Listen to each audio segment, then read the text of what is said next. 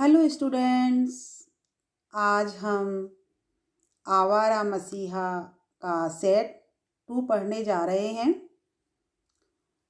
नाना के इस परिवार में शरद के लिए अधिक दिन रहना संभव नहीं हो सका। उसके पिता न केवल स्वप्नदर्शी थे बल्कि उनमें कई और दोस्त थे। वे हुक्का पीते थे और बड़े होकर के बच्चों के साथ बराबरी का व्यवहार करते थे। उनकी शरारतों में वे सदा अपरोक्ष रूप से सहायता करते थे। जब उनमें से किसी को गोदाम में बंद करने की सज़ा मिलती तो वे चुपचाप उन्हें खाना दे आया करते थे, और जब वे छूटते तो फूलों की माला तैयार करके उन्हें प्रसन्न कर देते थे। तो यहाँ पर शरद के पिताजी के विषय में बताया जा रहा है कि उनके पिताजी केवल स्वप्नदर्शी ही नहीं थे, उनमें कई दोस्त थे और वे बच्चों के साथ बड़े होकर के भी उनके साथ बराबरी का व्यवहार करते थे। और जब भी वो कोई शरारत करते तो वे प्रत्यक्ष रूप से ना होकर के अपरोक्ष रूप से वे उनकी मदद करते थे और बच्चों को हर तरह से मतलब खुश रखने का प्रयास करते थे। लेकिन ऐसा नाना जी नहीं करते थे। नाना जी का कहना था कि बच्चों को प्यार और दुलार नहीं मिलना चाहिए, नहीं तो वो पढ़ नहीं पाते हैं, इसलिए उन्हें मतलब आदर देने का कोई भी हक नहीं है। उन्हें आदर और खुश नहीं रखना चाहिए। वे स्लेट पेंसिल लेकर उन्हें सुंदर अक्षर लिखाना सिखाते थे। उनके लिए स्लेट पेंसिल लेकर उन्हें सुंदर अक्षर लिखना सिखाते थे और उनके लिए गंगा स्नान का प्रबंध कर देते थे। कैसा आनंद है गंगा में कूदने में, यह बच्चे ही जानते हैं। तभी तो उनके लिए वे मरुस्थल में साध्यल के समान थे। उनकी संवेदनशीलता अपरसीम थी। एक तो घर जमाई और इसके उपरांत कठोर अनुशासन वाले परिवार में ऐसा बर्ताव करना, इसी कारण वहाँ उनकी स्थिति बहुत अच्छी नहीं थी। उनका स्वतंत्र व्यक्तित्व जैसे समाप्ति हो गया था, जैसे उनके तन मन दोनों को किसी ने खरीद लिया हो। जब हम किसी के अधीन रहते हैं तो हम पूरी तरह से स्वतंत्र तो रह ही नहीं सकते। तो वो उनके जो पिताजी थे वो अपने ससुराल में घर जमाई बन के रह रहे थे। उनका अपना उनके पास कुछ नहीं था। काशीनाथ भी तो घर जमाई होकर के रहता है, उसे भी मानसिक सुख नहीं है। कभी कभी वह ऐसा महसूस करने लगता है जैसे अचानक उसे किसी ने गर्म पानी के कढ़ाई में छोड़ दिया हो, मानो सबने मिलकर सलाह करके उसकी देह को खरीद लिया हो। मानो अब वह उसकी अपनी नहीं रही हो, वो जो देह है वो उसकी अपनी नहीं है। फिर भी किसी तरह दिन बीत रहे थे कि अचानक एक दुर्घटना हो गई। केदारनाथ की जो पत्नी थी, शरद की जो नानी विंध्यवासिनी देवी, तांगे में कहीं जा रही थी कि वह उलट गया और उनके काफ़ी चोट आई। बहुत प्रयत्न करने पर भी वह भागलपुर में ठीक नहीं हो सकी। डॉक्टर ने कहा उन्हें कलकत्ता ले जाइए। काफ़ी व्ययसाध्य बात थी और परिवार की आर्थिक स्थिति तब तक बिगड़ चुकी थी। भाई अलग अलग रहने लगे थे। उनमें से अमरनाथ की जो मृत्यु हो चुकी थी और उनकी जो पुत्री विवाह के योग्य थी। पितृहीन कन्या का विवाह देर से होने पर अपवाद उठ खड़ा होने का डर रहता है। केदारनाथ करें तो करें भी क्या। एक दिन उन्होंने मोतीलाल को बुलाया। अब उन्होंने अपने जमाई को बेटी के पति को बुलाया और कहा अब तुम्हारा यहाँ रहना संभव नहीं है। देवानंदपुर जाकर कोई काम करने का प्रयत्न करो। अब तुम्हें वहाँ जाकर के कुछ काम करना पड़ेगा। 3 साल उनको वहाँ रहते रहते हो गई थी। मोतीलाल ने सुन लिया। भुवन मोहिनी जो उनकी पत्नी थी, जो उनकी बेटी थी केदारनाथ की, और मोतीलाल की पत्नी, उन्होंने भी सुन लिया। कोई रास्ता भी नहीं था। शिकवा शिकायत करती भी तो किससे करती और कैसे करती। इसीलिए शरद ने एक दिन पाया कि वह फिर देवानंदपुर लौट आया। लेकिन लौट आने से पूर्व उसका जो परिचय है वो गांगुली परिवार के पड़ोस में रहने वाले मजूमदार परिवार के राजू से हो चुका था। वह परिचय अनायास ही नहीं हो गया था। उसके पीछे प्रतियोगिता और प्रतिस्पर्धा का काफी बड़ा इतिहास है।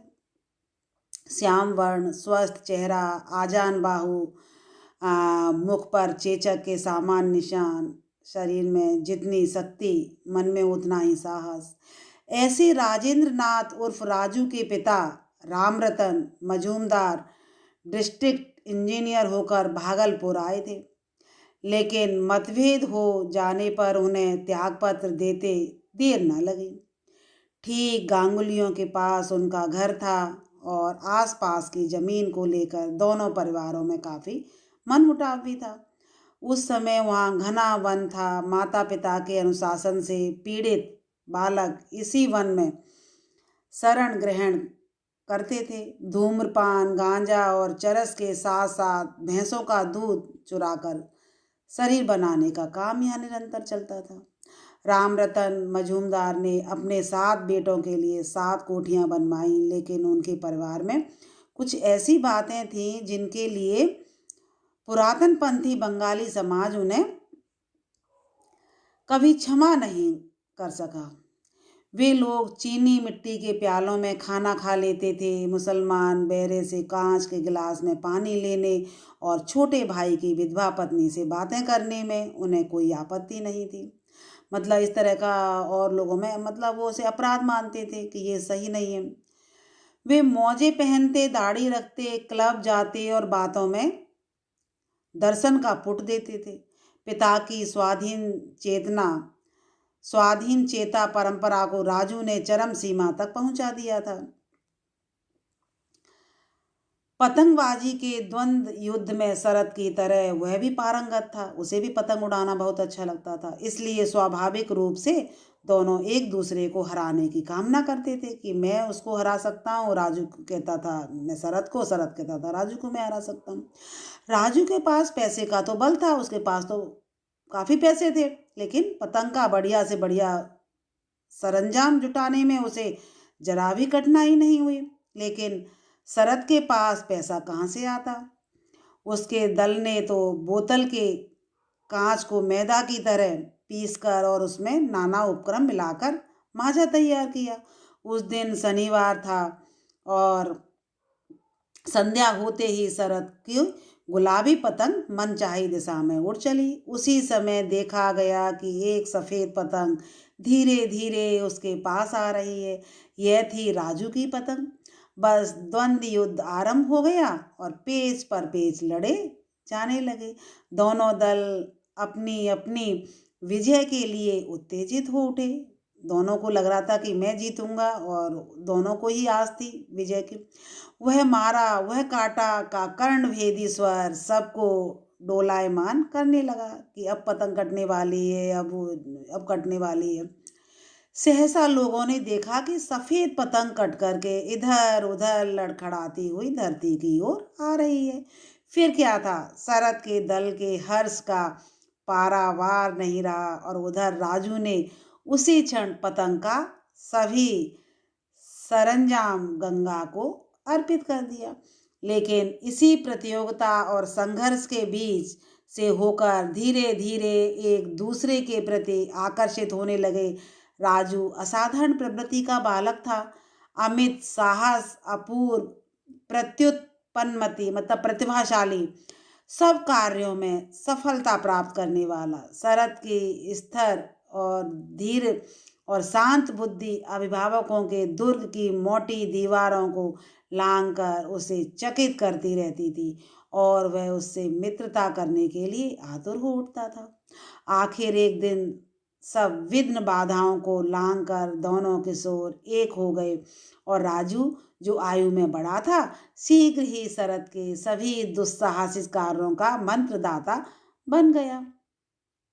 उन दोनों की मित्रता का एक और कारण था संगीत और अभिनय के प्रति दोनों का समान प्रेम।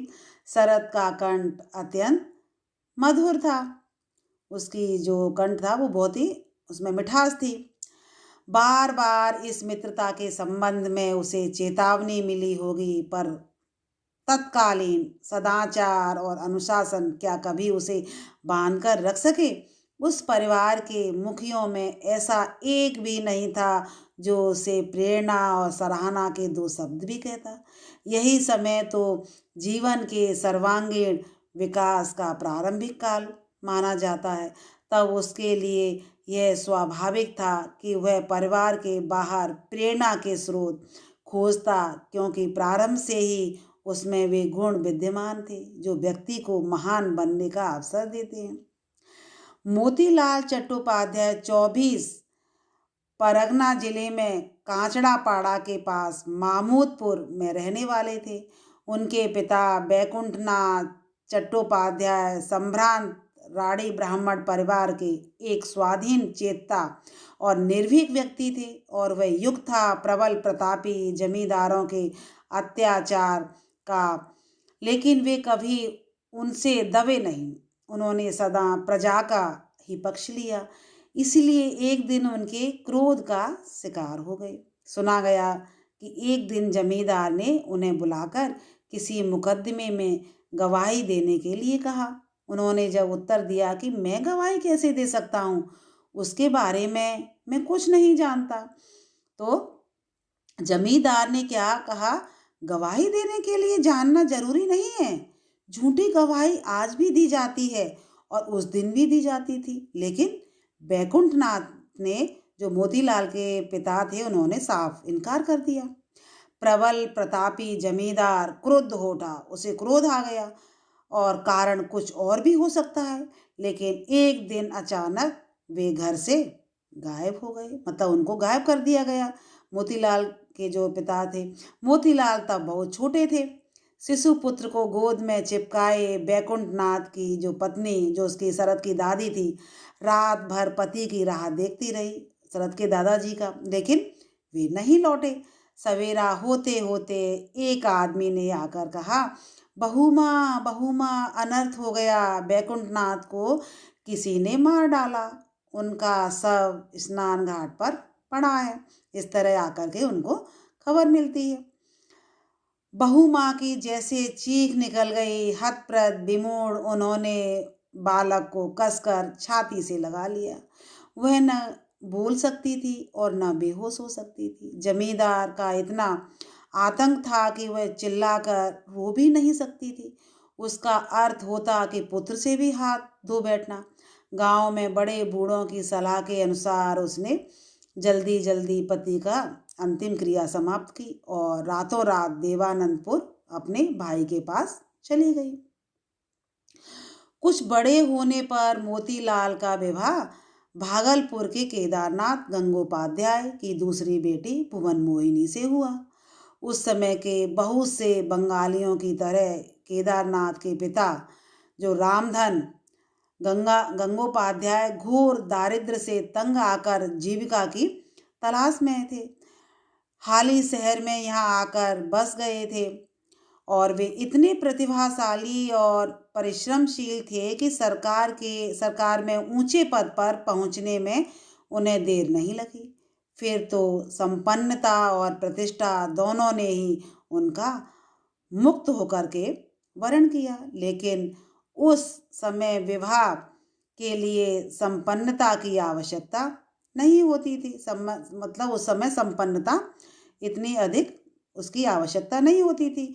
कुलीनता और वंश मर्यादा की मोतीलाल को सदवंश की कुलीन संतान जानकर ही केदारनाथ ने, कि मतलब ये अच्छे परिवार से है, तो केदारनाथ ने अपनी कन्या उन्हें दी। उन्हीं के पास रह कर के मोतीलाल ने मैट्रिक की परीक्षा पास की और उसके बाद पढ़ने के लिए वह पटना कॉलेज चले गए। चचिया ससुर थे उनके अघोरनाथ, उनके सहपाठी थे, लेकिन दोनों के स्वभाव में जरा भी समानता नहीं थी। मोतीलाल घोर अभाव में पले थे, परंतु माँ उन्हें बहुत प्यार करती थी, इसलिए बचपन में कोई ठीक दिशा उन्हें नहीं मिल सकी। उन्हें पढ़ने लिखने का बहुत शौक था, परंतु उससे अधिक शौक था कल्पनाओं में डूबे रहने का।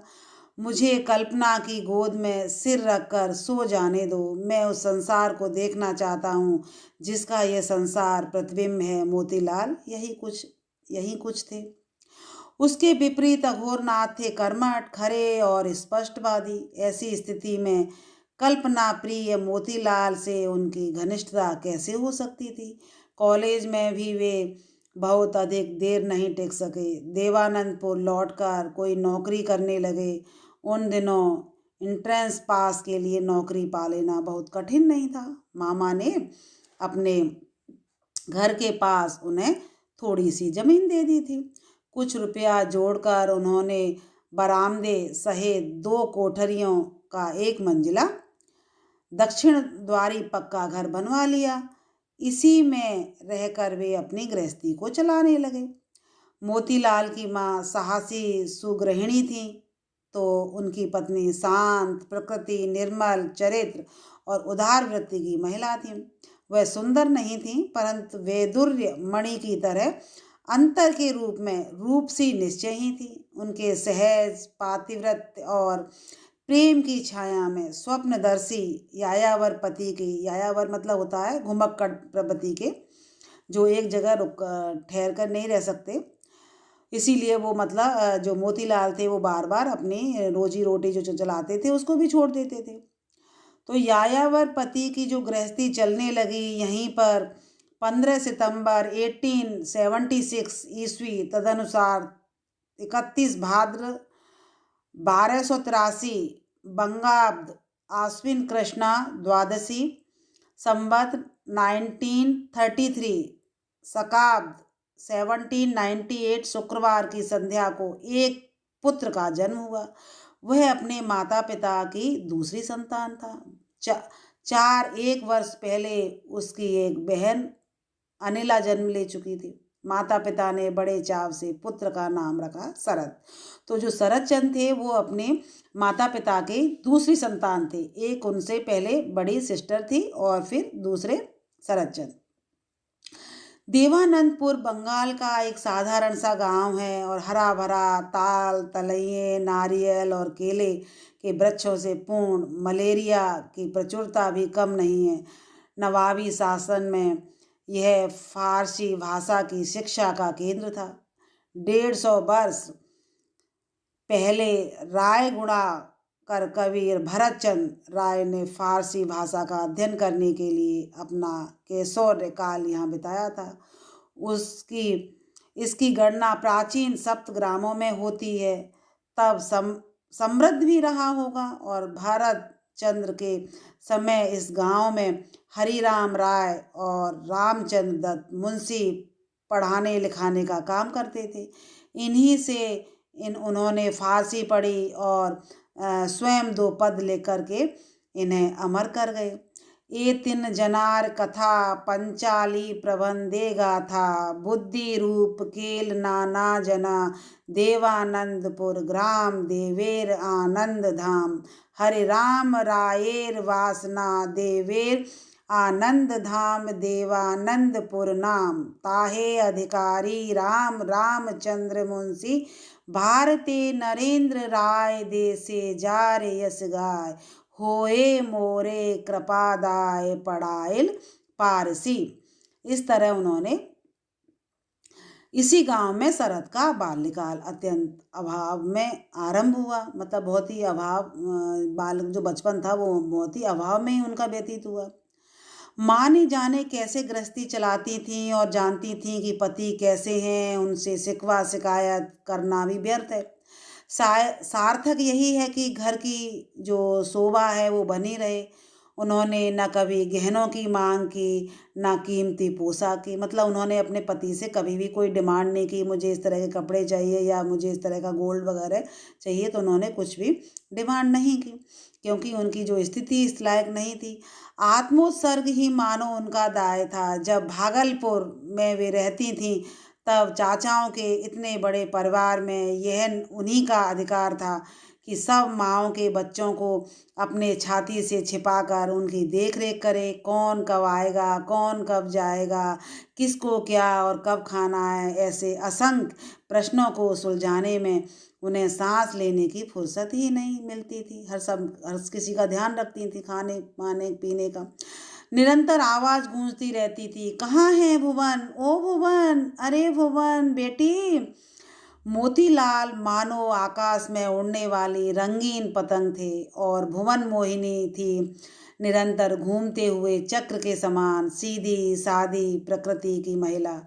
उसका कोमल मन सबके दुख से द्रवित हो उठता था, इसीलिए सभी उसको प्यार करते थे। बड़े उसकी सेवा परायणता पर मुग्ध थे, क्योंकि वो सबों की बड़ों की सेवा करती थी। छोटे उसके स्नेह के लिए लालायित रहते थे, सबको छोटों को वो सबको प्यार देती थी। सरल साहित्य में खोजने पर ऐसे अनेक चरित्र मिल सकते हैं। माँ का ऋण चुकाने के लिए कथाकार शरद जरा भी तो कृपण नहीं हुआ, मतलब इसमें उसने कभी भी कोई कंजूसी नहीं दिखाई। लेकिन कैसी भी सरल और उदार नारी हो, पति की अकर्मण्यता उसको ठेस पहुंचाती है। मतलब जो पति कुछ कमाए नहीं और हाथ पे हाथ रखे बैठा रहे और घर में कुछ खाने पीने का ना हो, तो इस तरह कोई भी पत्नी मतलब बर्दाश्त नहीं कर पाती है और उसको ठेस पहुंचती ही है। तो भुवन मोहिनी बहुत ही बार क्षुब्ध हो उठती है, दुखी हो जाती है। तब मोतीलाल चुपचाप घर से निकल जाते और देर तक बाहर ही रहते, सुभद्रा के हारन बाबू की तरह। शरद जब 5 वर्ष का हुआ तो उसे, ये खंड 5 आ गया, तो खंड 5 को पढ़ते हैं। शरद जब 5 वर्ष का हुआ तो उसे बाकायदा प्यारी बंदोपाध्याय पंडित की पाठशाला में भर्ती कर दिया गया। लेकिन वह सब शरारती था, प्रतिदिन कोई न कोई कांड करके ही लौटता। जैसे जैसे वह बड़ा होता गया उसकी शरारतें भी बढ़ती गईं। उस दिन चटाई पर बैठे बैठे उसने देखा कि पंडित जी चिलम में तम्बाकू सजा करके कहीं चले गए हैं। बस वह उठा और चिलम में से तम्बाकू हटाकर और उसके स्थान पर ईंट के छोटे छोटे टुकड़े रख दिए। अब पंडित जी लौट करके चिलम में आग रखी और हुक्के पर रख करके गुड़गुड़ाने लगे। लेकिन हुआ क्या, धुआं तो बाहर आ ही नहीं रहा था। कई बार कोशिश की पर व्यर्थ। तब चिलम को उलट पलट कर देखा तो पाया कि तंबाकू के स्थान पर ईंट के टुकड़े रखे हुए हैं और समझ गए यह किसी विद्यार्थी का ही काम है। क्रुद्ध होकर के उन्होंने पूछा, मतलब उन्हें क्रोध आया और उन्होंने पूछा, सच बताओ ये ईंट के टुकड़े चिलम में किसने रखे हैं? कुछ क्षण तक कोई कुछ नहीं बोला, लेकिन जब पंडित जी क्रोध से बाहर बार बार चीत्कार करने लगे तो डर के मारे एक लड़के ने शरद का नाम ले लिया। सुन करके पंडित जी ने बेंत हाथ में उठाई और मारने के लिए उसको और लपके। शरद ने यह देखा तो तुरंत छलांग लगा दी और जाते समय उस लड़के को धक्का देना नहीं भूला जिसने उसका नाम लिया था। वह गिर पड़ा, पंडित जी उसको उठाने लगे और उसी बीच में शरद यहाँ जा और वहाँ जा, मतलब वो वहाँ से गायब हो गया। क्रोध से कांपते हुए पंडित जी शरद के घर पहुंचे। उसकी कहानी सुनकर माँ के क्रोध का भी ठिकाना न रहा। घर लौटने पर उसने शरद को खूब पीटा और बीच बीच में अपने कपाल पर भी हाथ मार कर कहती, क्या करेगा ये लड़का, कैसे चलेगा इसका काम। लेकिन सास ने उसे समझाया, जो उनकी सास थी, उन्होंने समझाया कि बहू तू इसे मत मार, एक दिन इसकी मति लौट आएगी और यह बहुत बड़ा आदमी हो जाएगा। शरद की दादी जो हैं, जो उनकी जो माँ की जो सास थी, तो उन्होंने समझाया कि तू इसे मार मत, इसकी मति एक ना एक दिन लौट आएगी और ये बहुत बड़ा आदमी होगा। मैं वह दिन देखने के लिए नहीं रहूंगी, लेकिन तू देख लेना मेरी बात झूठ नहीं होगी। इस तरह दादी ने, उनकी सासू माँ ने उन्हें विश्वास दिलाया। पंडित जी भी जब कभी उनके पास शिकायत लेकर पहुँचते तब उनसे भी वह बड़े शांत भाव से यही कहती, पंडित जी, न्याड़ा थोड़ा दुष्ट तो है, पर बड़ा होकर यह भलमानस ही बनेगा। मतलब न्याड़ा मतलब ये शरद के लिए बोलती हैं कि ये थोड़ा दुष्ट तो है, लेकिन ये बड़ा होकर के बहुत ही अच्छा एक इंसान बनेगा। पंडित जी स्वयं कई बार उसकी शरारतों को अनदेखा कर जाते। एक तो वह पढ़ने में तेज था, और दूसरे उनके बेटे काशीनाथ का परम मित्र भी था। तो कहते हैं ना कि जो बच्चा पढ़ने में थोड़ा ठीक होता है, तो उसकी कुछ जो गलतियां होती हैं वो माफ़ कर दी जाती हैं। काशीनाथ उसी स्कूल से पढ़ता था और उसी स्कूल में पढ़ती थी। उसी स्कूल में पढ़ती थी उसके एक मित्र की बहन। न जाने कैसे शरद की उससे मित्रता हो गई, एक जो उनके जो दोस्त थे उनकी सिस्टर से। वे अक्सर दोनों एक साथ घूमते हुए दिखाई देते। जितना एक दूसरे को चाहते उतना ही झगड़ा भी करते। मतलब एक दूसरे को मतलब वो कदर भी करते थे, एक दूसरे को मतलब उसका उसके लिए सोचते भी थे, और झगड़ा भी बहुत होता था। नदी और तालाब पर वो मछली पकड़ना, नाव लेकर नदी में सैर करना, बाग में फल चुराना, पतंग का सरंजाम तैयार करना, वन जंगल में घूमना, इन सब प्रकार के बाल सुलभ कामों में वह बालिका शरद की संगनी थी। मतलब हर किसी उसमें काम में उसका साथ देती थी। असली नाम उसका क्या था किसी को पता नहीं, परंतु सुभीते के लिए लोग उसे धीरू के नाम से जानते थे। तो उसको केवल धीरू के नाम से जानते थे, जो उसकी दोस्त की बहन थी। धीरू को एक शौक था करौंदे। जो करौंदे होते थे उसकी जो ऋतु आती थी तो वह उनकी माला तैयार करती और शरद को भेंट कर देती थी। करौंदे जो होते हैं मतलब जैसे कि मिर्च में डाल करके उसकी सब्जी बनाई जाती है और उसे खाते हैं, खट्टे खट्टे होते हैं करौंदे। तो उसकी वो माला बना करके उनको उसको माला देती थी, शरद को भेंट कर देती थी। शायद माल्यार्पण का अर्थ यह वह तब तक नहीं जानती थी, लेकिन समय के देवता ने एक न एक दिन यह रहस्य उन दोनों को समझा ही दिया होगा। वैसे उन दोनों का संबंध कम रहस्यमय नहीं था। गर्मी के दिनों में एक दिन क्या हुआ, शरद देवदास की तरह पाठशाला के कमरे में एक कोने में एक फटी हुई चटाई के ऊपर बैठा था, और स्लेट हाथ में लिए वह कभी आंखें खोलता तो कभी मूंदता, कभी बंद कर लेता, कभी पैर फैला करके जमाई लेता। अंत में वह बहुत ही चिंताशील हो उठा। उसने निश्चय किया कि ऐसा समय गुड्डी उड़ाते हुए घूमने फिरने के लिए होता है। और वह क्षण भर में एक युक्ति उसे सूझ गई, और पाठशाला में उस समय जलपान की छुट्टी थी। बालक नाना प्रकार के खेल खेलते और हुए शोरगुल कर रहे थे। वह शरारती वह शरारती था, इसलिए उसे छुट्टी नहीं मिली थी। एक बार पाठशाला से निकलता तो लौट कर नहीं आता, और कक्षा के प्रमुख छात्र भोलू की देखरेख में उसे पढ़ने की आज्ञा दी जाती। उसने देखा कि पंडित जी सो रहे हैं और भोलू टूटी हुई बेंच पर ऐसे बैठा है जैसे पंडित जी हों। वह चुपचाप स्लेट लेकर उसके पास पहुंचा। बोला, यह सवाल समझ में नहीं आ रहा है। भोलू ने गंभीर होकर कहा, लाओ जरा स्लेट देखूं तो। जिस समय भोलू जोर जोर से बोलकर सवाल निकालने की चेष्टा कर रहा था, उसी समय एक घटना घट गई।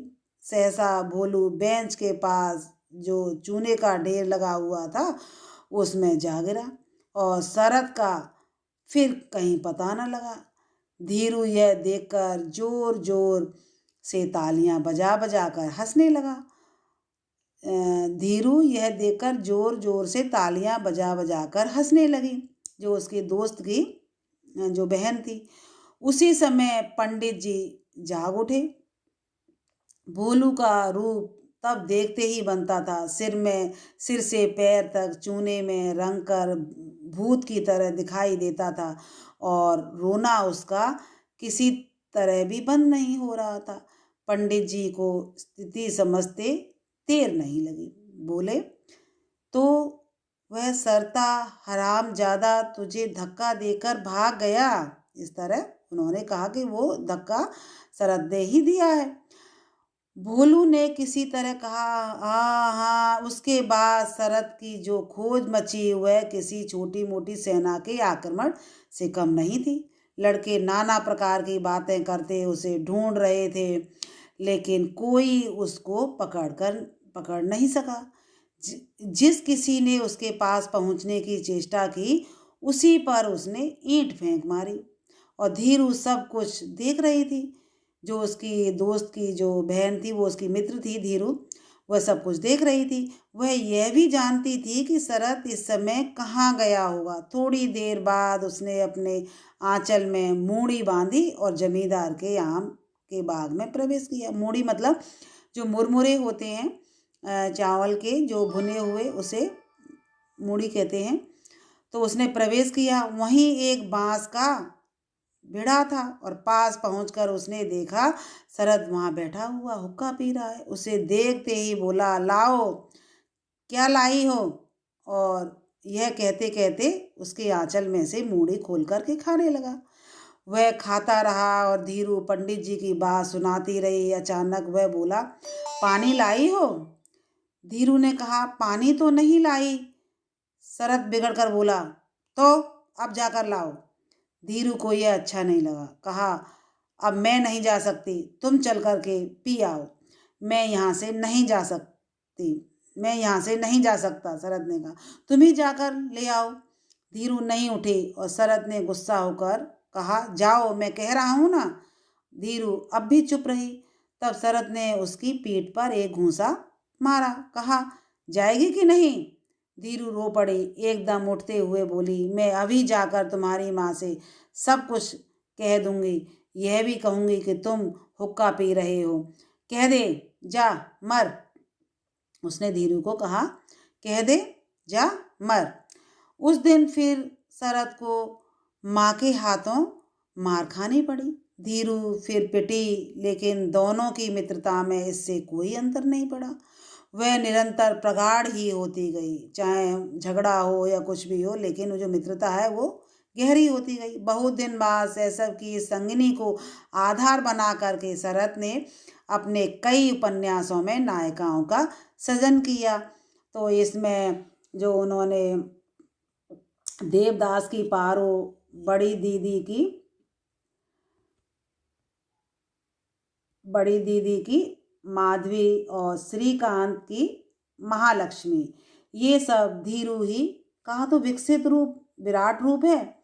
विशेषकर देवदास में तो जैसे उसने अपने बचपन को ही मूर्त रूप दिया हो। दिन पर दिन बीतते चले गए, दिन पर दिन बीतते चले जाते थे। इन दोनों बालक बालिकाओं के आमोद की सीमा नहीं। दिन भर धूप में घूमते घूमते फिरते संध्या को घर लौटकर मार खाते और रात को निश्चित निरुद्देश सो जाते। मतलब हारे थके आते थे और वो रात को सो जाते थे। तीसरे दिन, चौथे दिन बार बार यही कहानी दोहराई जाती। इनका कोई और संगी साथी नहीं था और ना ही उसकी कोई ज़रूरत ही थी। गांव भर में उपद्रव करते फिरने के लिए दोनों ही यथेष्ट थे। बीच बीच में मछली का शिकार और नाव खेकर दिन काटने के साथ साथ शरद यात्रा दल में जाकर शागिर्दी भी करता था। अपने मधुर कंठ के कारण वह उनके लिए बहुत उपयोगी था। लेकिन जब उससे भी उसका जी ऊब जाता तो अंगोछा कंधे पर रखकर निकल पड़ता। यह निकल पड़ना विश्व कवि के काव्य की निरुद्देश यात्रा नहीं थी, जरा दूसरे ढंग की थी। वह भी जब खत्म हो जाती तो फिर एक दिन चोट खाए हुए अपने चरणों की तथा निर्जीव देह को लेकर घर वापस लौट आता।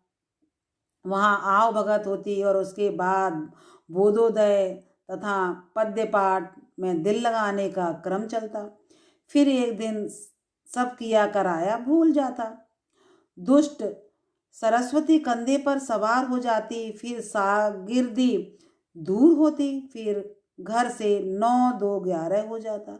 उस दिन सरस्वती नदी के घाट पर पहुंचा तो सामने डोंगी पड़ी हुई थी। बस उसमें जा बैठा उसमें जा बैठा और उसे खेता हुआ पहुंच गया। 3 4 मील दूर कृष्णपुर गांव में वहाँ रघुनाथ बाबा का प्रसिद्ध अखाड़ा था। वहीं जाकर के कीर्तन में हाजिर हो गया। रात हो गई, फिर लौटना नहीं हो सका। अगले दिन पता लगाते लगाते मोतीलाल स्वयं उसे लेने के लिए वहाँ पहुँचे। लेकिन यह एक दिन की अनायास यात्रा नहीं थी, किसी बड़ी यात्रा का आरंभ था। कभी अकेले कभी मित्रों के साथ उसका वहाँ जाना जारी रहा। इन्हीं दिनों गांव में सिद्धेश्वर भट्टाचार्य ने एक नया बांग्ला स्कूल खोला। शायद वहाँ मन लगा करके पढ़ सके, इस ख्याल से उसे वहाँ दाखिल किया गया। लेकिन उसके कार्यक्रम में कोई अंतर नहीं पड़ा। साल भर यूं ही निकल गया। तभी अचानक मोतीलाल को डेहरी आन सोन में एक नौकरी मिल गई। पिता के साथ कुछ दिन वह भी वहाँ रहा, लेकिन वह सारा समय खेल कूद में ही बीता। वहाँ एक नहर थी, उसके किनारे पक्की खिरनियाँ बटोरता, या फिर खिरनियाँ मतलब होता है पीले रंग का एक फल होता है खिरनियाँ, बटोरता या फंदा डालकर गिरगिट पकड़ता, या फिर घाट पर जाकर के बैठ जाता और कल्पनाओं के आल जाल में डूब जाता। सभी प्रकार की शरारतों के बीच में अंतर्मुखी होने का उसका स्वभाव निरंतर प्रगति करता जा रहा था। अपने इस अल्पकालिक डेहरी प्रयास को वह कभी नहीं भूल सका।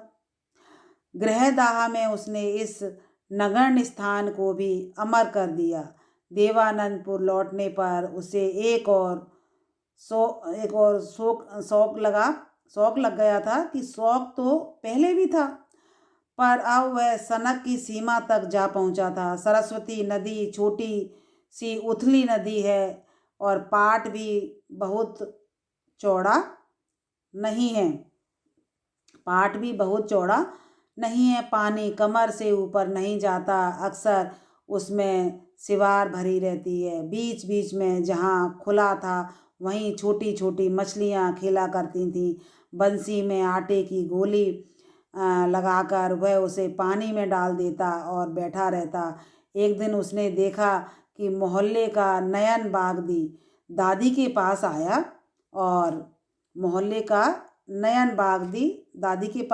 और कह रहा है, माँ जी मुझे 5 रुपये दो, मैं तुम्हारे पोते को दूध पिला करके अदा कर दूंगा। ये पैसे आपके पोते को दूध पिला करके चुका दूंगा।